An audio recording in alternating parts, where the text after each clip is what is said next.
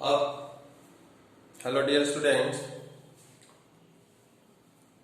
हम लोग age problem, fraction, 2 digit number, area of rectangle, distance, speed problem हम देख लिए। अब हम रिवर एंड बोट प्रॉब्लम देखते हैं। वर्ड प्रॉब्लम इसको कैसे बनाया जाता है।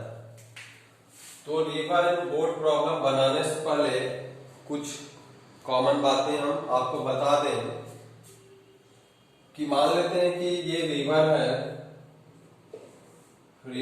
फ्लो हो रहा है इस डायरेक्शन में। तो रिवर फ्लो होता है तो उसका कुछ स्पीड होता है, और अगर आप उसमें तैर रहे हो तो आप अपना फोर्स लगा रहे हो तो आप कुछ स्पीड से आपको तैर। मान लेते हैं अगर एक जगह एकदम पानी शांत है, जैसे तालाब का पानी है, वहां पे आप तैरते हो। मान लेते हैं कि आपका लेट स्पीड ऑफ यहां पे इन स्टिल वाटर, मतलब शांत जल में आप तैर सकते हो, वो हम मान लेते हैं कि x किलोमीटर पर आवर से आप इसमें तैर सकते हो। लेकिन क्या जब आप वही नदी में जाओगे तो क्या सेम ताकत से आप तैर पाओगे? नहीं। हो सकता है कि आप नदी के विपरीत, नदी उधर से फ्लो हो रहा है, हम इधर से जा रहे हैं, तो आप उतने स्पीड से ना तैर पाओ, या फिर नदी जिधर जा रही है उधर ही आप तैरो। तो क्या होगा, नदी का स्पीड भी आपके स्पीड के साथ जुड़ जाएगा। तो हम स्पीड ऑफ रिवर भी कुछ होता है, तो मान लेते हैं कि स्पीड ऑफ रिवर क्या है, y किलोमीटर पर आवर। तो स्पीड ऑफ रिवर क्या है, y किलोमीटर पर आवर। अब यहाँ पे दो बात होता है। दो बात क्या होता है, एक तो अप स्ट्रीम होता है, एक डाउन स्ट्रीम। अप स्ट्रीम किसको कहते हैं, डाउन स्ट्रीम किसको कहते हैं, ये अभी समझाते हैं हम। एक होता है डाउन स्ट्रीम और दूसरा होता है अप स्ट्रीम। अप स्ट्रीम और डाउन स्ट्रीम। डाउन स्ट्रीम क्या हुआ है कि अगर जिधर रिवर जा रहा है, रिवर जिधर जा रहा है उधर ही तैराक भी जा रहा है। जो डाइवर है, डाइव कर रहा है, वो भी उधर ही जा रहा है। तब क्या होगा, नदी उसको अपने साथ और क्या करेगा, तेजी से ले जाएगा, यानी दोनों का स्पीड क्या हो जाएगा, जुड़ जाएगा। तो डाउन स्ट्रीम में क्या होता है, स्पीड क्या हो जाएगा, जुड़ जाएगा। यानी कि अगर आपका स्पीड x है, आप नॉर्मल पानी में x से तैर सकते हो, और अगर नदी का स्पीड y है तो आपका टोटल स्पीड क्या हो जाएगा, x प्लस वाई। किस डायरेक्शन में, जब नदी जिस डायरेक्शन में बह रहा है उस डायरेक्शन को डाउन स्ट्रीम कहा जाता है, in the direction of river. ये डाउन स्ट्रीम क्या है, in the direction of flow of river. और अप स्ट्रीम क्या है, अप स्ट्रीम क्या है, opposite to the flow of river. River जिधर फ्लो हो रहा है, रिवर मान लेते हैं उधर से आ रहा है और आप इधर से जा रहे हो। रिवर अगर इधर से आ रहा है और आप इधर से जा रहे हो, तो अगर ये x है, ये y है, तो क्या करेगा, उसको आपको जितना ताकत से आप जाना चाह रहे हो उसको क्या करेगा, आपको थोड़ा वो रोकेगा। कितना, जितना उसका स्पीड होगा। तो आप अगर x से आप तैरना चाहते हो, लेकिन रिवर क्या करेगा, y अपोजिट डायरेक्शन से आ रहा है, तो आप net x minus Y kilometer per hour से ही तैर पाओगे। तो ये कंडीशन याद रखोगे कि डाउन स्ट्रीम में स्पीड जुड़ जा रहा है और अप स्ट्रीम में क्या हो रहा है, घट जा रहा है। तो इसी का यहाँ पे होगा। तो सबसे पहले हम देख लेते हैं कि find her speed of rowing in still water and the speed of current. Her मतलब ऋतु, ऋतु के लिए हर आया है, तो जो निकालना है वही हम मानते हैं। तो मान लीजिए कि let speed of Ritu in still water, मतलब शांत पानी है, तो उसका स्पीड x है। स्पीड ऑफ रिवर क्या हो गया, y हो गया। तो यहाँ पे फिर डाउन स्ट्रीम स्पीड क्या हो जाएगा, तो अभी हम बताए कि डाउन स्ट्रीम स्पीड क्या होता है, तो दोनों जुड़ जाता है और अप स्ट्रीम स्पीड क्या हो जाएगा, तो अप स्ट्रीम स्पीड घट जाएगा। यहाँ पे ये हम निकाल, ये आपको समझाने के लिए था, ये आपको समझाने के लिए था, ये क्वेश्चन में आपको बनाने की आवश्यकता नहीं है, वो समझाने के लिए था। इसको हम अभी हटा देते हैं।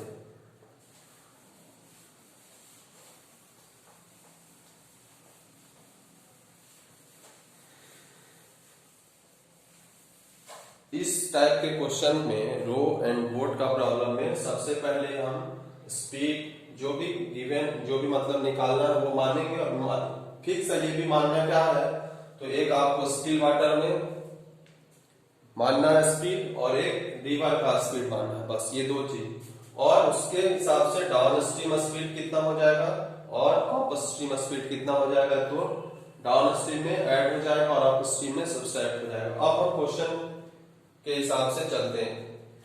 क्वेश्चन कहता है दो स्टेटमेंट यहाँ पे भी होगा और दो इक्वेशन आना चाहिए तभी सॉल्व होगा। तो पहला है कि Ritu can row downstream 20 kilometre in 2 hour, 20 kilometre in 2 our.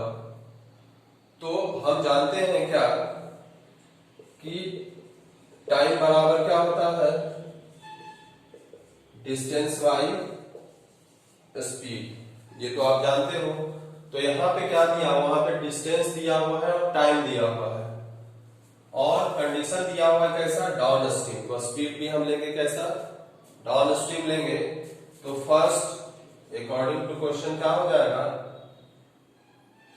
Distance कितना है 20 किलोमीटर है और स्पीड कितना है, तो स्पीड डाउन स्ट्रीम का बात किया है तो डाउन स्ट्रीम स्पीड लेंगे यानी कि x प्लस वाई, और इसमें उसको टाइम कितना लगा है, तो टाइम लगा है 2। अब ये 2 से ये 10 टाइम्स खत्म हो जाएगा, बाई क्रॉस मल्टीप्लीकेशन करोगे x प्लस वाई बराबर 10, ये आपका पहला इक्वेशन आ जाएगा। दूसरा इक्वेशन में क्या होगा, ये तो पहला कंडीशन था फर्स्ट स्टेटमेंट का कि 20 किलोमीटर वो 2 आवर डाउन स्ट्रीम में चलता था। अब दूसरा है कि अप स्ट्रीम में 4 किलोमीटर 2 आवर में चलता है। तो दूसरा कंडीशन है कि 4 किलोमीटर अप स्ट्रीम यानी कि 4 किलोमीटर डिस्टेंस, स्पीड कितना है, तो अप स्ट्रीम में स्पीड कितना है, x माइनस वाई है।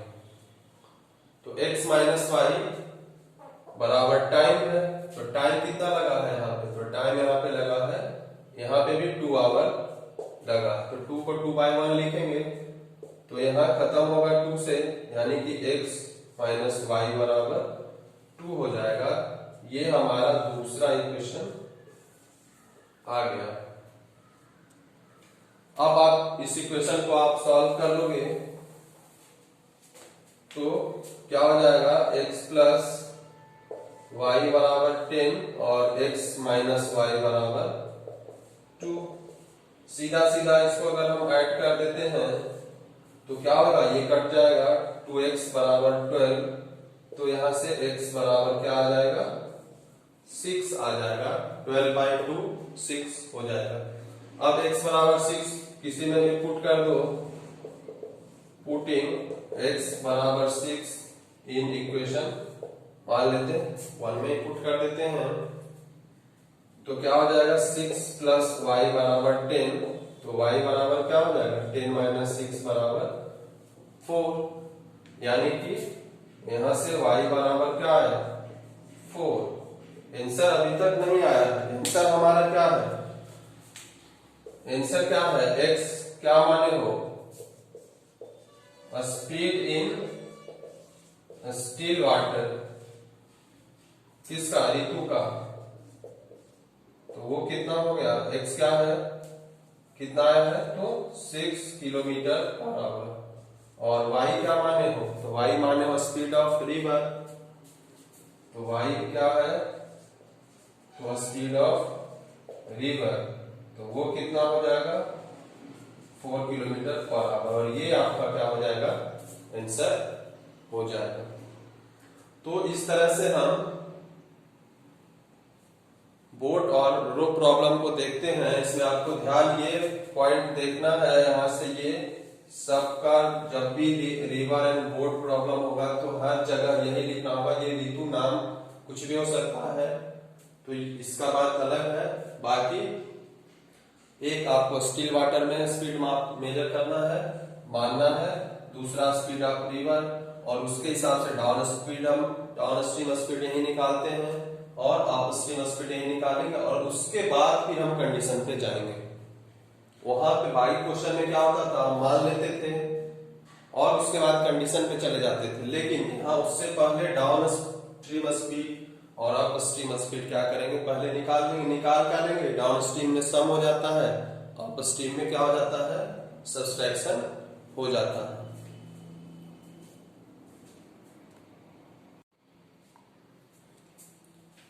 एक दूसरा प्रॉब्लम लेते हैं, रिवर बोट प्रॉब्लम हो गया। अब दूसरा प्रॉब्लम लेते हैं टाइम एंड वर्क से। तो टाइम एंड वर्क में सबसे पहले हम लास्ट स्टेज में जाते हैं, क्वेश्चन का क्या पूछता है वो पहले हम मान लेंगे। तो कहता है, पहले क्वेश्चन पढ़ लेते हैं, 2 women and 5 men can together finish a work in 4 days, while 3 women and 6 men can finish in 3 days. तो find the time taken by 1 woman and 1 man separately. मतलब एक आदमी और एक औरत को वही काम अलग अलग करने में कितना दिन लगेगा। तो हम मान लेते हैं कि let the time taken by 1 women is x day. हम मान लेते हैं, हमको नहीं पता है कि वुमेन अगर काम करेगी अकेले तो कितना दिन लगाएगी, तो हम मान लेते हैं कि x दिन लगाएगी। एंड द टाइम टेकन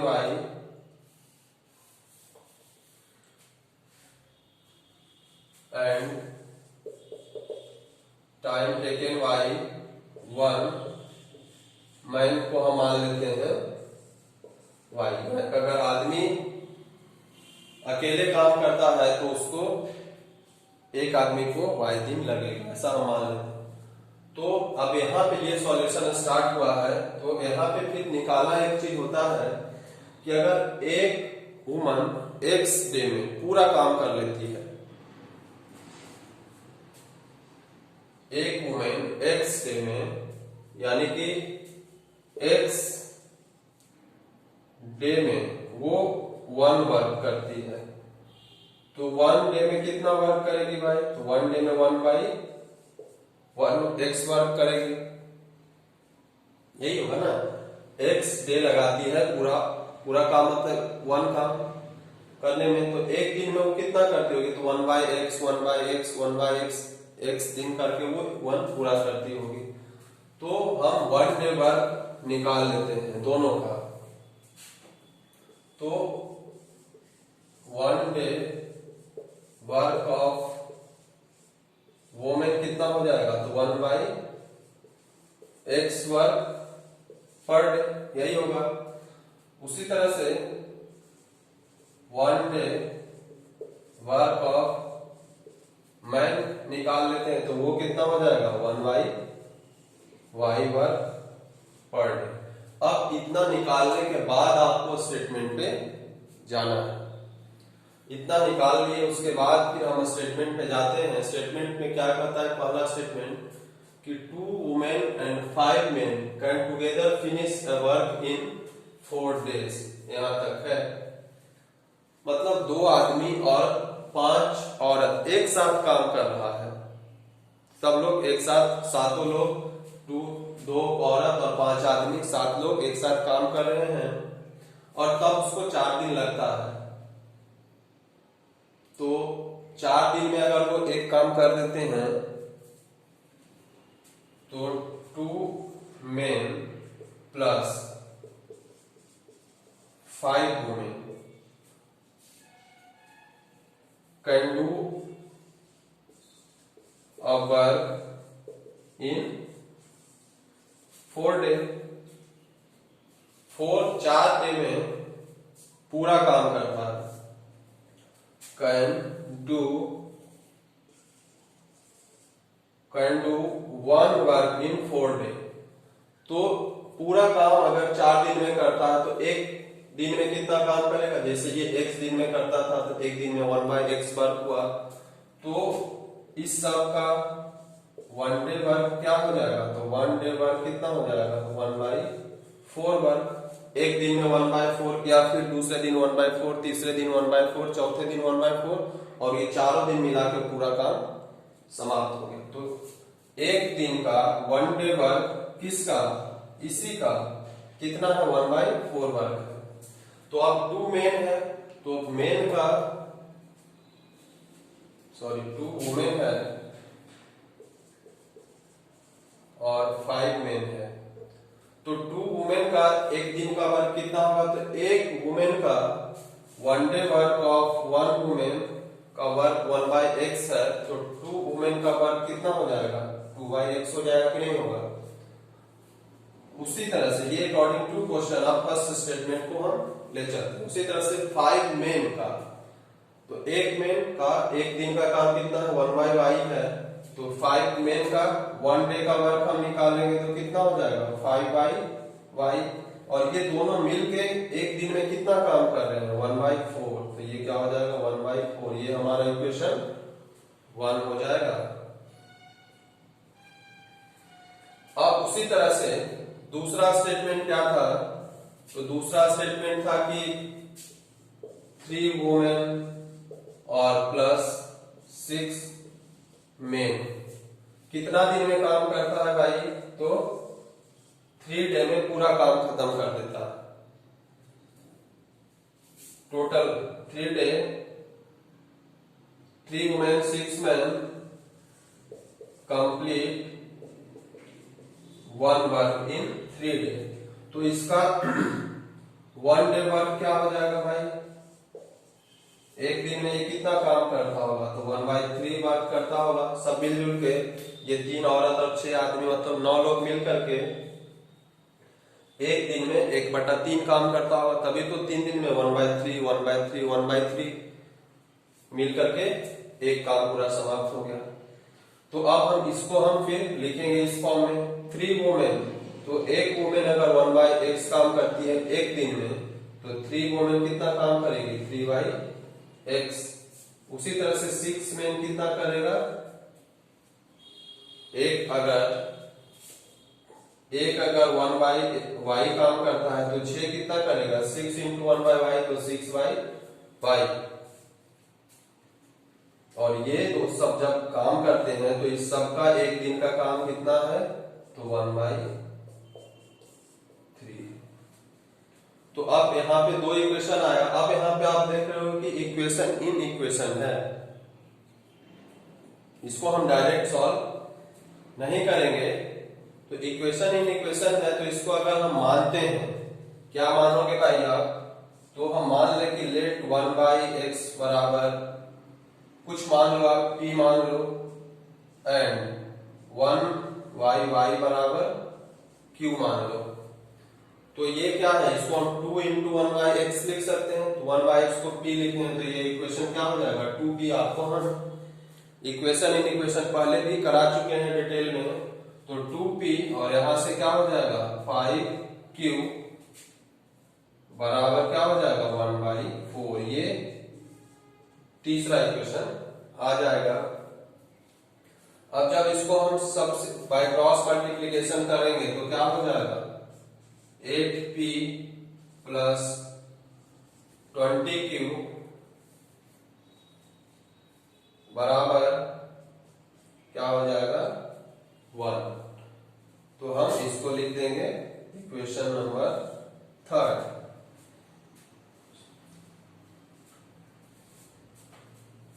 उसी तरह से उसको अगर हम लिखेंगे तो क्या हो जाएगा, तो 3p प्लस 6q बराबर 1/3। अब 3 मल्टीप्लाई हो जाएगा तो क्या होगा, 9p प्लस 18q बराबर 1। ये इक्वेशन 4 हो जाएगा।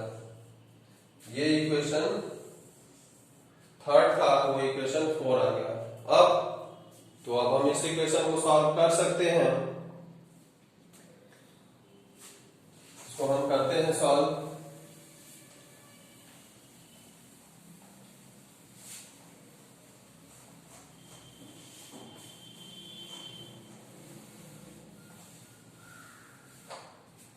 तो क्या है, 8p प्लस 20q बराबर 1 है और 9p प्लस 18q बराबर भी 1 है। ये थर्ड है, ये फोर्थ है। तो अब हम देखते हैं, अगर इसको हम p को एलिमिनेट करना चाहे तो इसमें 9 से गुना करना पड़ेगा, इसमें 8 से गुना करना पड़ेगा। तो ऊपर जब करोगे तो 72p प्लस 180q बराबर 9, ये पांचवा इक्वेशन हो गया। और यहाँ पे भी 72p प्लस 18 इंटू 8 कितना हो जाएगा, 144q बराबर कितना हो जाएगा, 8। ये 6 हो गया।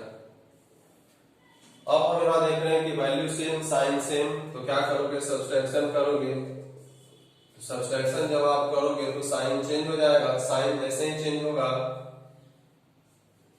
तो क्या होगा, 180 में 144 जब आप घटा दोगे तो कितना आ जाएगा, 36q बराबर 1। तो q बराबर क्या हो गया, 1/36। q बराबर क्या हो जाएगा, 1/36 आया है। अब इसको आप किसी इक्वेशन में पुट कर दो, 3 में पुट कर दो, 4 में पुट कर दोगे, जिसमें पी क्यू है। तो पी क्यू से रिलेटेड ये 4 इक्वेशन आपके पास है, तो हम किसी में पुट कर देते हैं। पुटिंग q बराबर 1/36 इन, मान लेते हैं इक्वेशन 4 में पुट कर देते हैं। 4 में क्यों पुट किए, क्योंकि 18 यहाँ पे जब गुना करेंगे तो 1/2 से वो कट जाएगा, आसानी होगी हमको बनाने में। तो क्या है, 9p प्लस 18q के जगह पे हम क्या पुट कर देंगे, 1/36 पुट कर देंगे और बराबर 1। तो ये देखिए कट जा रहा है आसानी से। इसमें भी करते तो आता, लेकिन थोड़ा काटने में हमको प्रॉब्लम होगा। तो यही सब आपको टाइम बचाने के लिए सोचना होगा।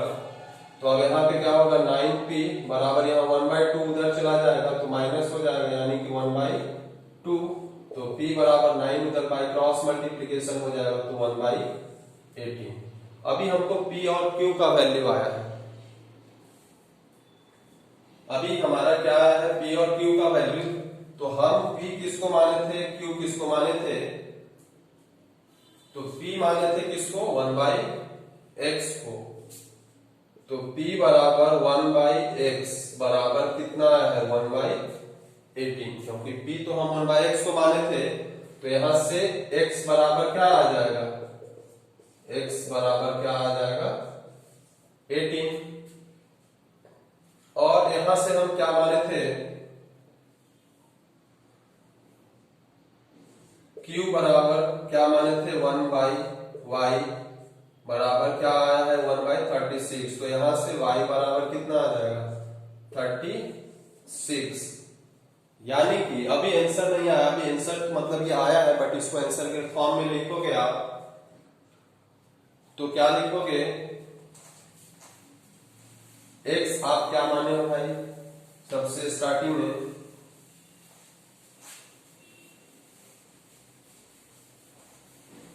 तो x आप माने हो क्या,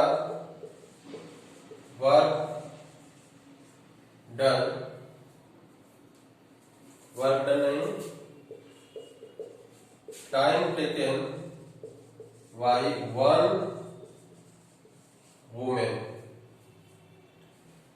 और y क्या माने हो,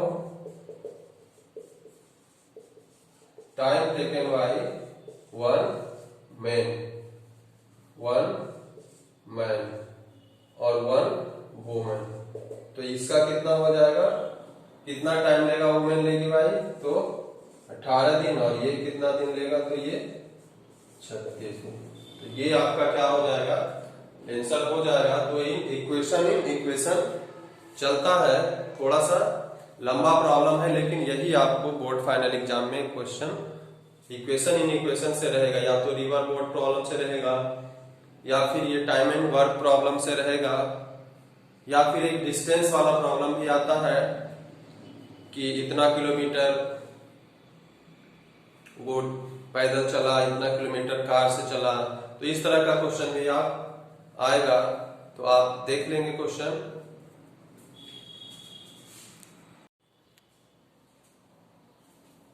एक बोट और रिवर का और भी प्रॉब्लम देखते हैं, जो थोड़ा सा और एडवांस्ड फॉर्म है।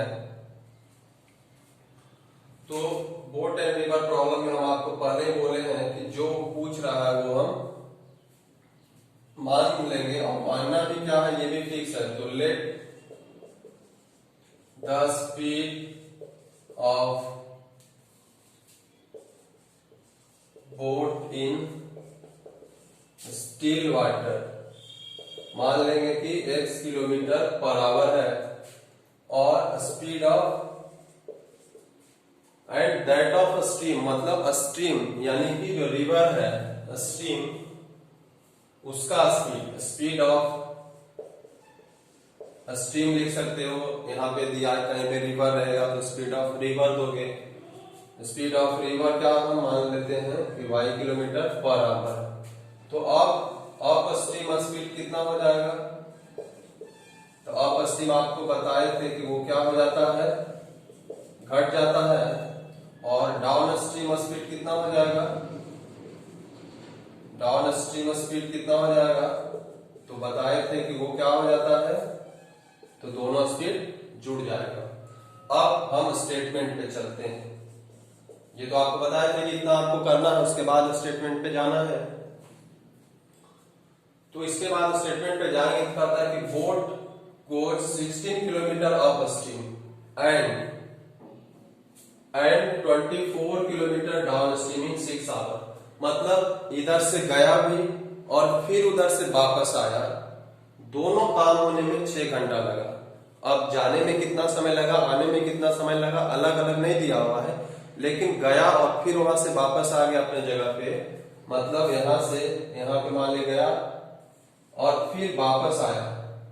तो मान ले नदी इधर फ्लो हो रहा होगा, तो इधर जाने में डाउन स्ट्रीम हुआ, इधर आने में अप स्ट्रीम हुआ, लेकिन टोटल उसको यहां से गया और फिर से यहीं पे आ गया, तो 6 घंटा उसको लगा।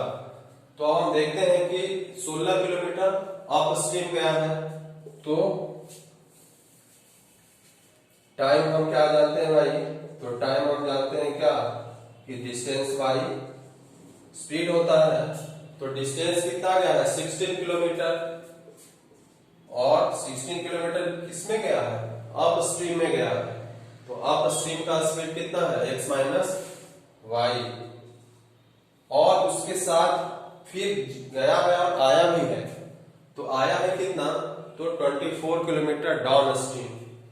तो 24 किलोमीटर डाउन स्ट्रीम का स्पीड क्या है, तो x प्लस वाई, और इस सब को होने में ये डिस्टेंस बाई स्पीड टाइम है, ये भी टाइम है, तो दोनों समय मिला के टोटल टाइम उसको कितना लगा, तो 6 आवर लगा। तो ये हमारा क्या हो जाएगा, इक्वेशन फर्स्ट हमारा ये हो जाएगा, ये हमारा क्या होगा, इक्वेशन फर्स्ट। उसी तरह से ये स्टेटमेंट का काम समाप्त हो गया। अब दूसरा स्टेटमेंट है and also it covers 12 kilometre up stream. अब अप स्ट्रीम कितना जा रहा है भाई, तो 12 किलोमीटर जाने में distance by speed up stream, तो टाइम इतना लगा, और उसके साथ साथ डाउन स्ट्रीम कितना जाता है, तो 36 किलोमीटर जाता है डाउन स्ट्रीम, तो उसको इतना टाइम लगा। और इस दोनों को मिला के कह रहा है कि इन द सेम टाइम, यानी कि पहले जितना समय लगा होगा उतना ही समय अभी फिर से लगा है। कुछ दूसरा भी दे सकता था कि इन 5 आवर 2 आवर 3 आवर कुछ भी दे सकता था, लेकिन ये वर्ड का प्रॉब्लम है, आपको कंफ्यूज हो जाओ, अरे भाई यहाँ तो कुछ टाइम दिया ही नहीं है, इसलिए सेम टाइम लिख दिया। सेम टाइम मतलब जो पहले हुआ था, कुछ दूसरा देता तो वो वैल्यू लिखते। अब ये देखिए ये इक्वेशन रिड्यूसिबल फॉर्म में है। अब इस इक्वेशन को हम पहले रिड्यूस कर लेते हैं, उसके बाद फिर सॉल्व करना होगा।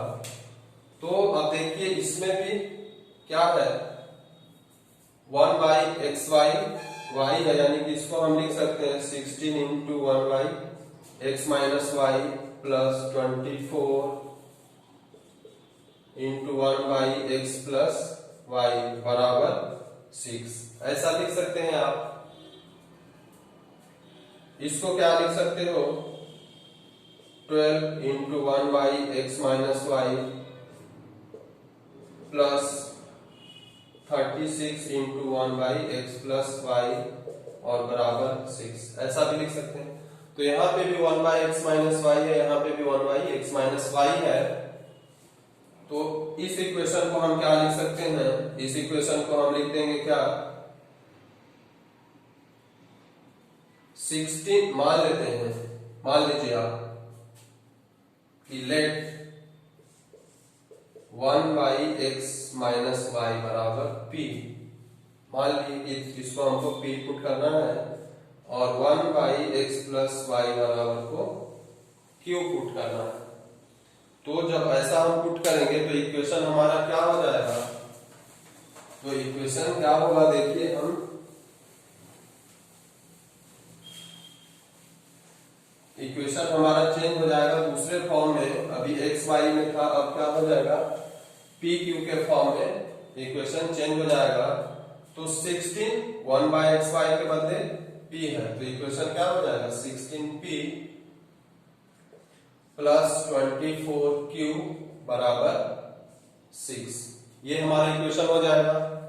तो ये 1 2 था, तो इसका नाम हम दे देंगे थर्ड। फिर ये दूसरा इक्वेशन क्या कन्वर्ट हो जाएगा, तो ये हो जाएगा 12p प्लस 36q बराबर 6, यही हो जाएगा। अब आप देख रहे हो कि ये 16 है, ये 12 है, तो एलसीएम जब आप निकालोगे 16 और 12 का, तो ये 48 होता है। एलसीएम अगर निकालोगे तो ये 48 होता है, यानी कि इसको भी 48 करना है, इसको भी 48 करना है। तो इसको अगर 48 करना होगा तो 3 गुना कर देंगे, तो 16 इंटू 3 48, और यहाँ 12 है तो इसमें क्या करना होगा 4 से मल्टीप्लाई कर देंगे, तो 48 हो जाएगा हमारा काम। अब देखिए अब आगे हम चलते हैं, गुना करिए आप, तो 48p प्लस 72q बराबर 18, ये नया इक्वेशन आया, 5 लिख दिए। फिर यहाँ पे भी 48p प्लस 36 इंटू 4 कितना हो जाएगा 144q बराबर कितना हो जाएगा, तो 6 गुने 4 क्या हो जाएगा 24, तो 6 हो जाएगा। अब आप यहाँ पे देख लो कि इस दोनों का इक्वेशन क्या है, सेम है, वैल्यू सेम है, साइन भी सेम है, तो हम घटा देंगे, किसी से किसी में घटा दो, जिसको घटाओगे उसका साइन चेंज होगा। तो इसको घटा रहे हैं तो इसका साइन क्या होगा, चेंज होगा, खत्म। अब यहाँ पे 72 144 है, तो जब करोगे तो यहाँ पे आ जाएगा -72 का क्यू, और यहाँ पे आ जाएगा माइनस का 6। अब ये खत्म हो गया, तो क्यू बराबर क्या हो जाएगा 6 बाई 72, 12 टाइम, तो 1 बाई क्या हो जाएगा 12। अब यहां से Q का वैल्यू कितना आया है 1 बाई 12 आया है। अब Q को हम किसी PQ वाले इक्वेशन में पुट करते हैं, पुटिंग Q बराबर 1 बाई 12 इन किसी इक्वेशन में पुट कर दो, इक्वेशन थर्ड में पुट के 3rd 4 5 6 इसी 4 में पुट कर सकते हैं, क्योंकि P और Q क्या है इसी 4 में है। तो पुट करते हैं तो क्या हो जाएगा 16p प्लस 24 क्यू के बदले क्या है 1/12 है, तो 1/12 बराबर कितना है 6, तो ये 2 से कट जाएगा, तो 16p बराबर क्या हो जाएगा, 2 उधर जाएगा माइनस हो जाएगा, बराबर 4, तो p क्या हो जाएगा 4/16, कितना हो जाएगा 1/4, यानी कि p का वैल्यू क्या होगा 1/4। तो हम p किसको माने थे, हम p माने थे 1/x माइनस y को। अब आगे चलेगा, आगे क्या चलेगा कि हम p माने थे किसको भाई, तो 1/x माइनस y को, और यहाँ p का वैल्यू कितना आया है 1/4, यानी कि ये जब आगे जाएगा तो यहां से क्या आ जाएगा x माइनस y बराबर 4, ये एक इक्वेशन आएगा। 6 तक तो यहाँ हो चुका है, ये क्या होगा 7वां इक्वेशन होगा। उसी तरह से q हम क्या माने थे, q बराबर हम माने थे 1/x प्लस y माने थे, लेकिन यहाँ पे q कितना आया है 1/12, तो बाय क्रॉस मल्टीप्लीकेशन करेंगे तो x plus y into 1 x plus y ही रहेगा, और 12 इंटू 1 12 ही रहेगा, तो ये इक्वेशन क्या हो जाएगा 8। अब हमको तो एक्स वाई का वैल्यू चाहिए ना, तो अब हमको फिर से इस इक्वेशन को सॉल्व करना होगा। तो हम यहाँ पे यही बताते हैं कि इक्वेशन इन इक्वेशन है, 2 times linear equation in 2 variable का ऑपरेशन करना होगा। तो अब तो ये सिंपल इक्वेशन हो गया है, जिसको अब आप बहुत आसानी से कर देंगे। जैसे एक इक्वेशन है x प्लस वाई बराबर 12, दूसरा है x माइनस वाई बराबर 4, जिसका जो नाम दिए हो अपना वही लिख दो। यहाँ पे ये 8 था और ये 7 है, कोई भी ऊपर कोई भी नीचे लिख सकते हो, लेकिन उसका नेमिंग सही से करोगे। अब हम देख रहे हैं कि यहाँ पे दोनों y वैल्यू सेम है, साइन उल्टा है, तो सीधा हम क्या कर देंगे, अगर हम ऐड कर दें तो क्या हो जाएगा, ये कट जाएगा, 2x बराबर 16, तो x बराबर क्या हो जाएगा 16/2 यानी कि 8, तो x बराबर क्या वैल्यू आया 8। अब x बराबर 8 किसी इस दोनों में पुट कर दें, पुटिंग x बराबर 8 इन इक्वेशन, जिसमें आप पुट करना चाहिए आप उसमें पुट कर सकते हैं, इक्वेशन 8 में ही पुट कर देते हैं, तो क्या हो जाएगा 8 प्लस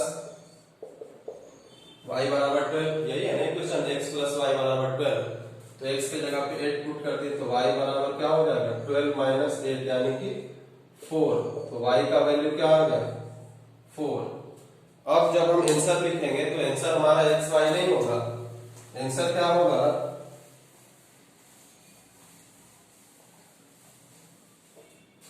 तो आंसर होगा हमारा x हम क्या माने थे, तो x माने थे speed of boat in still water, यही माने थे। तो ये हम कितना आया है 8, यानी कि 8 किलोमीटर पर आवर। और y क्या माने थे, तो y माने थे speed of boat in, sorry speed of boat नहीं, स्पीड ऑफ स्ट्रीम मान लेते हैं, स्ट्रीम या रिवर। तो ये कितना आया है, तो ये 4 किलोमीटर पर आवर, और ये हमारा क्या होगा आंसर होगा। और तब आपको टीचर 5 में 5 दे देगा। तो लगभग हम हर तरह के वर्ड प्रॉब्लम को डिस्कस कर चुके हैं जो आपके सीबीएसई एग्जाम में आएगा। ऐसे तो बहुत अनेकों तरह का वर्ड प्रॉब्लम है, सबको डिस्कस करने की आवश्यकता नहीं है। अगर आप बनाना चाहते हो तो आप बनाओ, और कुछ प्रॉब्लम होता है तो आप हमारे चैनल पे हमको मैसेज कर सकते हो। ये हमारा टेलीग्राम का चैनल है, टेलीग्राम आप ऐप डाउनलोड कर लोगे और वहां पे ग्रेविटी एडू पॉइंट नाम से सर्च करोगे तो हमारा फोटो वहां पे आइकन लगा हुआ, आइकन में तो उसको ज्वाइन कर लोगे और अगर कोई प्रॉब्लम है तो इस पे आप क्वेश्चन अपना भेज सकते हो, फिर हम आपको सॉल्यूशन प्रोवाइड करेंगे।